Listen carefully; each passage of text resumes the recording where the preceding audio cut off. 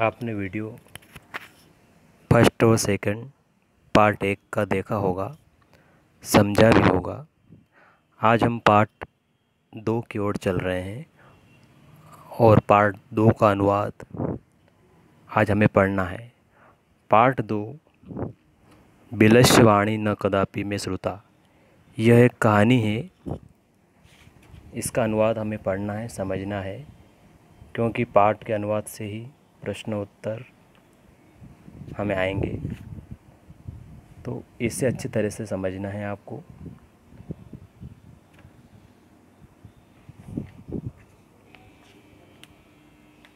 द्वितीय पाठः बिलस्यवाणी न कदापि में श्रुता। बिलस्यवाणी न कदापि में श्रुता। बिल की वाणी नहीं सुनी कभी मैंने। बिल की वाणी नहीं कभी मैंने सुनी। कहने का तात्पर्य, इस कहानी का अर्थ है, इस पाठ का जो मतलब हो रहा है कि मैंने बिल की वाणी, गुफा की वाणी कभी नहीं सुनी। ये एक कहानी है। हम इसे पढ़ेंगे, समझेंगे तो हमें समझ में आएगा कि इस पाठ का सार्थक मतलब क्या हो रहा है, ये किससे संबंधित पूरी कहानी है। प्रस्तुत पाठ संस्कृत के प्रसिद्ध कथा ग्रंथ पंचतंत्रम के तृतीय तंत्र काकोलिकियम से संकलित हैं। ये जो पाठ हैं यह पंचतंत्र से लिया गया है और पंचतंत्र जो विष्णु शर्मा द्वारा लिखित हैं उसके तृतीय तंत्र, उसमें तंत्र बने हुए हैं, उसमें से काकोलिकियम से संकलित हैं। आपको मालूम होगा कि विष्णु शर्मा का जो पंचतंत्र एक कथा ग्रंथ है, कहानियों का भरा हुआ है, वह कथा ग्रंथ पूरा जानवरों, पक्षियों के ऊपर ही आधारित है। इससे आपको समझ जाना चाहिए कि इस पाठ में भी जानवरों का या पक्षियों का वर्णन है। जो पात्र हैं वह पक्षी या जानवर हैं। इसके जो मूल लेखक हैं विष्णु शर्मा हैं। इसमें 5 खंड हैं जिन्हें तंत्र कहा गया है। 5 खंड है, खंड को यहाँ पर तंत्र कहा गया है। तो यह तृतीय तंत्र का मतलब तीसरे खंड का है। इनमें गद्य पद्य रूप में कथाएं दी गई है। गद्य के रूप में भी है, पद्य के रूप में भी है। जैसे कहानी दे रखी है तो आपको बीच बीच में श्लोक भी मिलेंगे जिनके पात्र मुख्यतः पशु पक्षी हैं। लिखा भी है यहाँ पर। आइए हम अर्थ करते हैं पाठ का।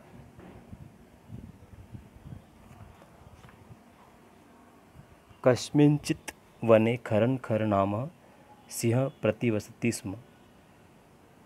किसी वन में खरन खर नाम का एक शेर रहता था।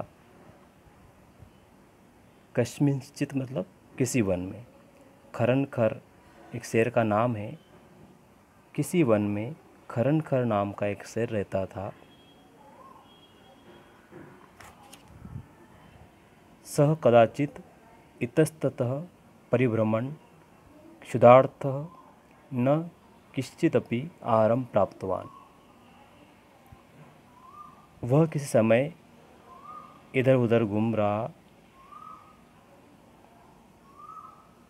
वह किसी समय इधर उधर भूख से पीड़ित होकर घूम रहा था, लेकिन उसे भोजन नहीं मिला। लिखा है यहाँ पर, सह कदाचित, वह किसी समय, इतस्ततः इधर उधर, परिभ्रमण घूमते हुए, क्षुधार्थ भूख से पीड़ित, न किश्चिदपि आहारं प्राप्तवान, वह किसी समय भूख से पीड़ित होकर इधर उधर घूम रहा था, लेकिन उसे भोजन नहीं मिला। ततः सूर्यास्त समय एकां महती गुहां दृष्ट्वा सः अचिंत्यत।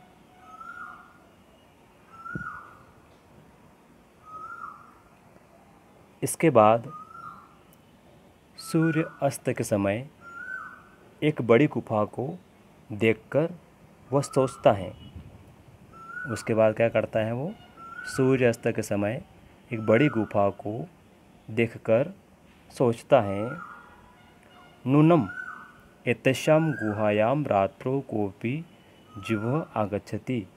जरूर इस गुफा में रात्रि के समय कोई जीव आता है।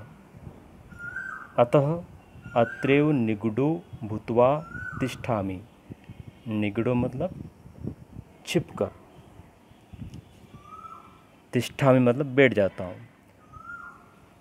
क्या सोचा उसने कि जरूर यहाँ पर रात्रि के समय कोई जीव आता है, इसलिए मैं यहाँ छिपकर बैठ जाता हूँ। ऐसा शेर सोच रहा है। एक बार पुनः मैं अर्थ करा देता हूँ पूरा पैराग्राफ का। कस्मिंश्चित् वने खरन खर नाम सिंह प्रतिवसति स्म। किसी वन में खरन खर नाम का एक शेर रहता था। सह कदाचित इतस्ततः परिभ्रमण क्षुधार्थः न किंचिदपि आहारम प्राप्तवान। किसी समय वह भूख से पीड़ित होकर इधर उधर घूम रहा था, लेकिन उसे भोजन नहीं मिला। ततः सूर्यास्त समय एकां महती गुहां दृष्ट्वा सह अचिंतयत्। उसके बाद उसने सूर्यास्त के समय एक बड़ी गुफा को देखा और सोचता है, नूनम एतस्यां गुहायां रात्रौ कोऽपि जीवः आगच्छति। जरूर रात्रि के समय यहाँ पर कोई जीव आता है। अतः अत्रैव निगूढो भूत्वा तिष्ठामि इति। इसलिए मैं यहाँ छुपकर बैठ जाता हूँ।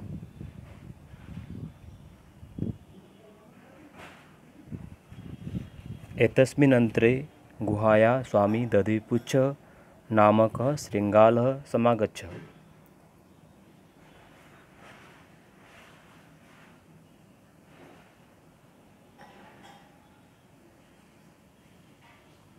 इसी समय के दौरान, इसी बीच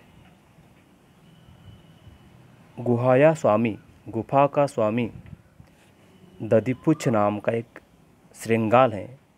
गिदड़, श्रृंगाल मतलब क्या होता है, गिदड़ बोलते हैं उसको।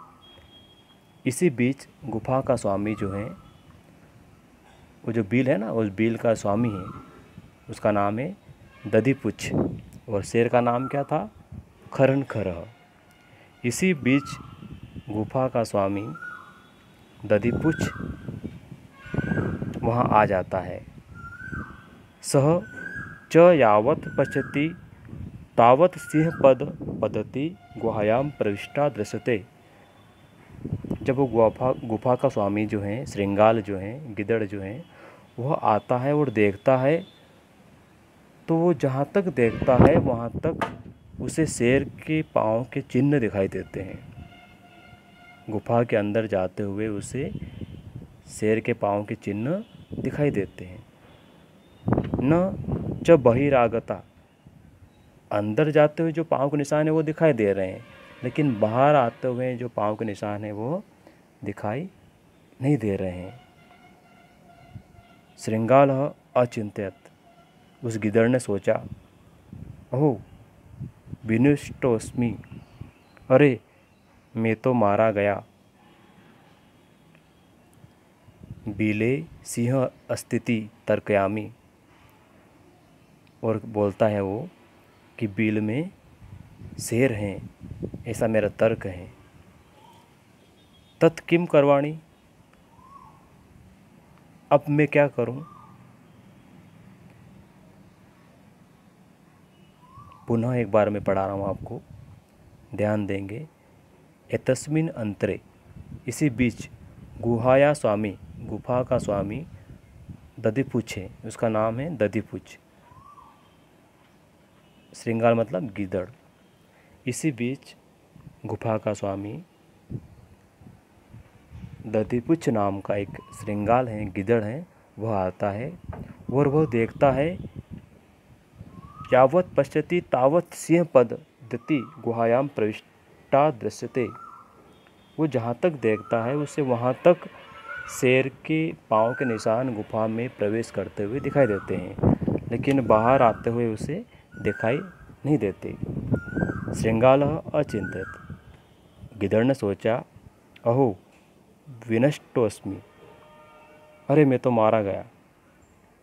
नूनम अस्मिन् बिले सिंह स्थिति, जरूर अवश्य, नूनम मतलब अवश्य, इस बिल में शेर हैं, ऐसा मेरा तर्क है। तत् किम करवाणी, अब मैं क्या करूं। एवं विचिंत, ऐसा सोचकर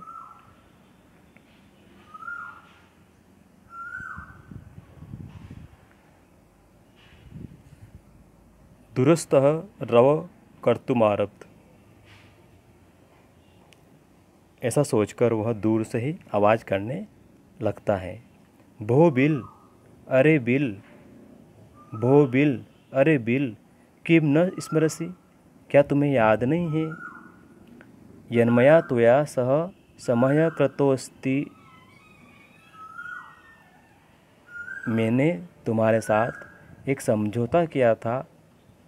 यन्मया त्वया सह मतलब मैंने तुम्हारे साथ एक समझौता किया था। कृतोऽस्ति मतलब एक समझौता किया था कि यत यदाहम बाहत प्रत्यागमिष्यामि, कि जब मैं बाहर जाऊं तथा त्वम माम आकारेष्यसि, तो तुम मुझे पुकारोगे, तुम मुझे आवाज़ लगाओगी।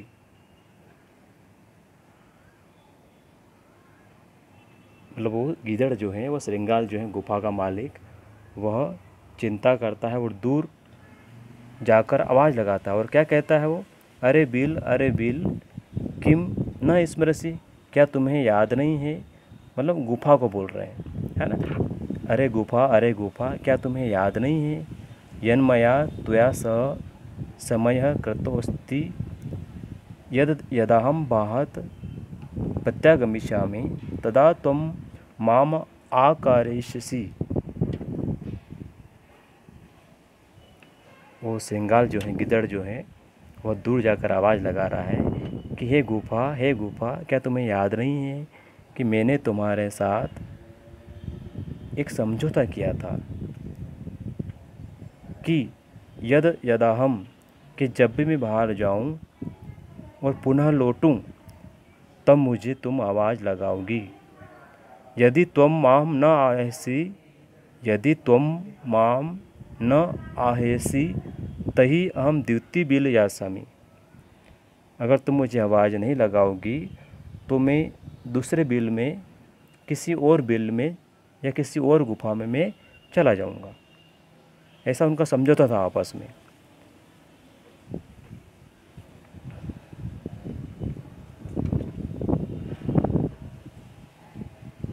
अथ एतच्छ्रुत्वा सिंह अचिंत्यत। अब ये बातें जो गुफा की और जो मालिक की हो रही थी, ये बातें शेर भी अंदर बैठकर सुन रहा था। अथ एतच्छ्रुत्वा सिंह अचिंत्यत, नूनमेषा गुहा स्वामिनः सदा समाहनं करोति, परंतु मदभयात न किश्चित वदति। गुफा शेर सोच रहा है कि जरूर ये जो गुफा है, यह अपने स्वामी जो है श्रृंगाल, उसको आवाज़ लगाती हैं, लेकिन मेरे भय से, मेरे डर से यह कुछ बोल नहीं रही हैं, कुछ आवाज़ नहीं लगा रही हैं। ऐसा कौन कह रहा है। शेर कह रहा है। शेर सोच रहा है कि ज़रूर यह गुफा जो है अपने स्वामी को, श्रृंगाल को, दधिपुच्छ को यह आवाज़ लगाती हैं, लेकिन यह आज मेरे भय से आवाज़ नहीं लगा रही हैं, परंतु मद भयात, मेरे भय से। अथवा साध्वीवदम उच्यते, अथवा साध्वीवदम उच्यते मतलब सही कहा गया है, अथवा सही कहा गया है, उचित कहा गया है। क्या कहा गया है, श्लोक का अर्थ से अपन समझेंगे।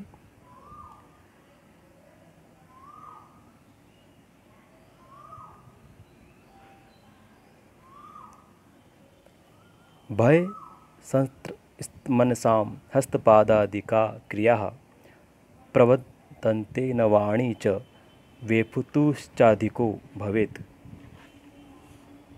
इसका अर्थ यह है, शेर ने कहा है ना, शेर सोच रहा है कि ये ज़रूर मेरी गुफा जो है अपने स्वामी को आवाज़ लगाती है, लेकिन मेरे भय से आवाज़ नहीं लगा रही है। और ऐसा कहा भी गया है कि भय संत्रस्ता मनसाम, भय से डरे हुए लोगों का मन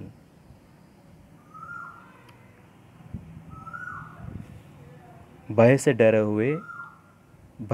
हुए मन वालों लोगों का मन जो है, या जो लोग होते हैं वो उनके जो हाथ पांव होते हैं वो क्रिया नहीं करते हैं, है ना। जो डर जाते हैं या डरे हुए लोगों का जो मन होता है, ठीक है, लिखा है यहाँ पर भय संस्त्रस्त मनसाम हस्तपादादिका क्रिया।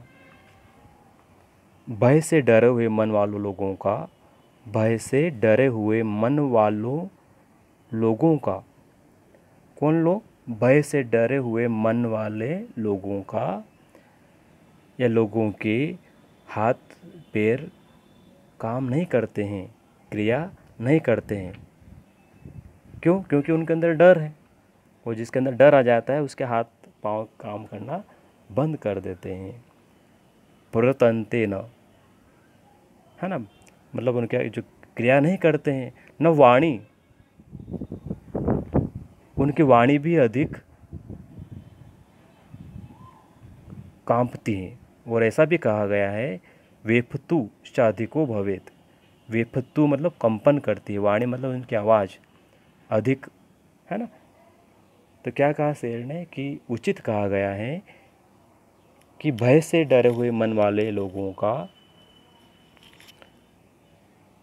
जो उनके हाथ पांव होते हैं वो भी क्रिया करना बंद कर देते हैं, और उनकी जो वाणी है, उनकी जो आवाज़ है वह भी कंपन करती है, अधिक कंपन करती है ना। क्या कहा गया है कि अधिक कंपन करती हैं।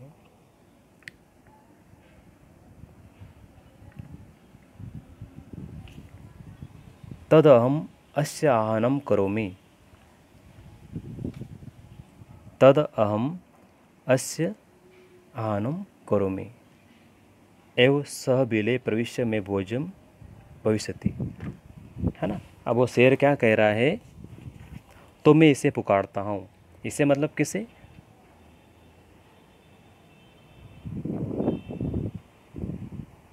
शेर को, है ना, वो जो वो श्रृंगाल गिदड़। शेर कह रहा है कि मैं अभी उससे पुकारता हूँ। उससे मतलब उस दधिपुच्छ को। दधिपुच्छ किसका नाम है? श्रृंगाल का, गिदड़ का, है ना। तो वो शेर जो अब गिदड़ को पुकारता है, तद अहम अस्य आहनम करोमि, अब मैं उसे पुकारता हूँ। एवं सह बिले प्रविश्य में भोज्य भविष्यति, और वह बिल में प्रवेश करेगा और मेरा भोजन बन जाएगा, है ना। अब मैं उससे आवाज़ लगाता हूँ, और जैसे ही वो बिल में प्रवेश करेगा तो मेरा भोजन हो जाएगा, क्योंकि वो शेर उसे पकड़कर खा जाएगा। इत्थम विचार्य सिंह सहसा श्रृंगालस्य आहनम अकरोत्। ऐसा विचार करके क्या करता है वो? ऐसा विचार करते हुए अचानक फिर वो श्रृंगाल को पुकारता है, उस गिदड़ को आवाज़ लगाता है। सिंहस्य उच्च गर्जनेन प्रतिध्वनिना सह गुहा उच्च श्रृंगालम आयत। शेर के आवाज़ करने से क्या हुई? डबल आवाज़ ही। गुफा में अगर कोई आवाज़ करेगा, आपने भी देखा होगा, आप कहीं मंदिर में या कहीं घर में अगर आवाज़ लगाते हैं तो घर में से डबल आवाज़ आती है, रिटर्न वॉइस आती है। तो ऐसा गुफा में हो रहा है, जब शेर आवाज़ लगा रहा है तो गुफा से डबल आवाज़ आ रही है। सिंहस्य उच्च गर्जनेन प्रतिध्वनिना सा गुहा उच्च श्रृंगालम आयत।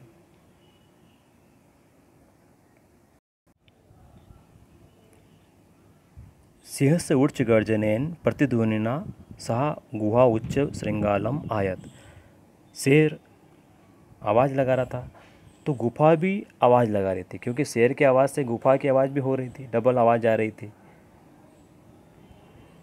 तो वहाँ रहने वाले जो पशु पक्षी थे, जो पशु थे वहाँ पर, अनेन अन्यपि पशवः भयभीता, अनेन अन्यपि पशवः भयभीता, जो वहाँ रहने वाले जो और भी पशु थे वो भयभीत हो गए, डर गए। श्रृंगालोपी ततः दूर पलायमान, और जो श्रृंगाल था, दधिपुच्छ था, वह भी दूर भाग गया। और दूर भागते हुए क्या कहता है ना, जो और जो पक्षी वहाँ जो थे, पशु थे वहाँ पर गुफा में, वो भी डर गए डबल आवाज़ से। वो जो गुफा की जो आवाज़ आई तो फिर वो उसका जो वादा था, समझौता था श्रृंगाल का और गुफा का, तो श्रृंगाल भी भाग गया। और क्या सोचा, क्या कहा उसने, एक श्लोक के माध्यम से कहा है श्रृंगाल ने, अनागतम यह कुरुते सह शोभते, अनागतम यह कुरुते सह शोभते। जो अनागतम मतलब जो आने वाले दुख को पहचान लेता है, समझ लेता है, जो आने वाले दुख को जान लेता है या सोच लेता है, वह शोभा पाता है, वह अच्छा होता है, शोभा पाता है। सह सोचते यो न करत्य नागतम, लेकिन जो आने वाले दुख को नहीं जान पाता है, न उसके बारे में सोचता है, वह दुख पाता है। वह क्या पाता है, दुख पाता है, दुखी हो जाता है। वन्यत्र संस्थस्थ समागता जरा, बिलशवाणी न कदापि में श्रुता।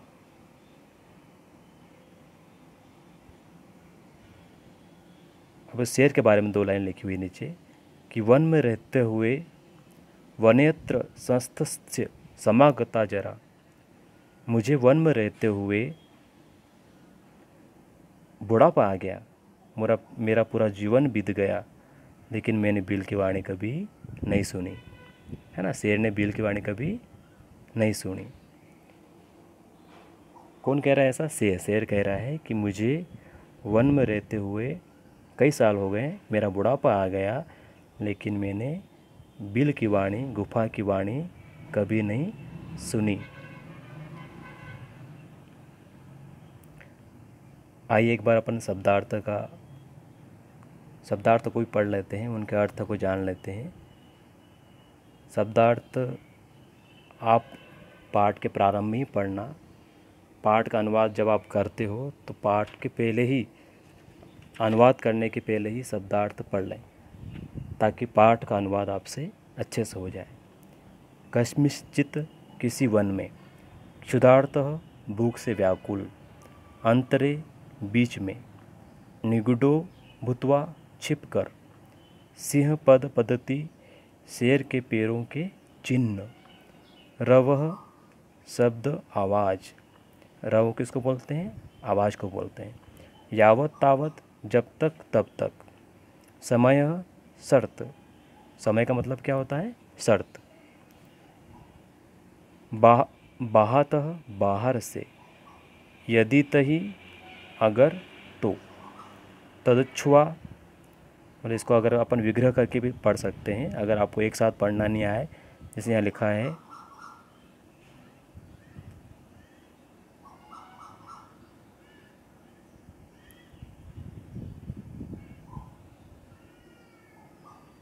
ये शब्द लिखा है कश्मिश्चित। अब बड़ा है, कभी तो आप इसको ऐसा पढ़ेंगे कश्मीन प्लस चित, है ना। क्षुधार्थ, क्षुधा आर्थ, भूख से व्याकुल। तत्छुआ, तत् प्लस श्रुत्वा, तच्छुत्वा, ऐसा बोलेंगे इसको, तच्छुआ, तत् प्लस श्रुत्वा, है ना, लिखा भी है तच्छुत्वा, तत् प्लस श्रुत्वा।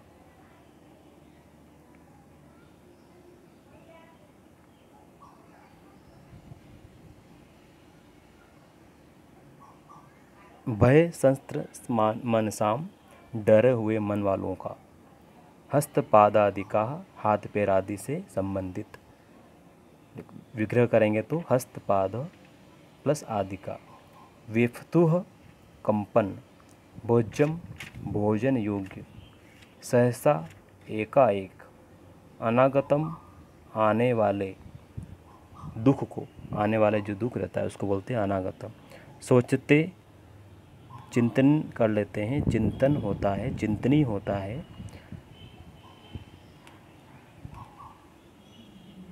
संस्थित रहते हुए, जरा मतलब बुढ़ापा। कुरुते करोति निराकरण करता है, विलस्य बिल का। आप इस पाठ का अनुवाद 2-3 बार देखें, समझें और अपनी जो पुस्तक हैं वो लेकर पास में बैठे और फिर अनुवाद करें। मैं आपको पाठ का जो PDF भी दे दूँगा, उससे अनुवाद आप ज़रूर करें और समझें,